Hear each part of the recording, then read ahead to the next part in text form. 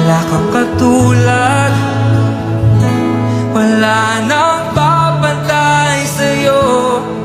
Ikaw ang Diyos, noon pa man, maging ngayon at kailanman.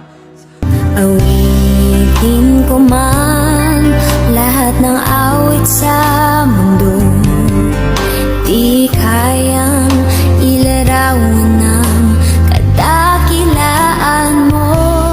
O Diyos ng katarungan at katuwiran, na kahit minsa'y di nabahiran na.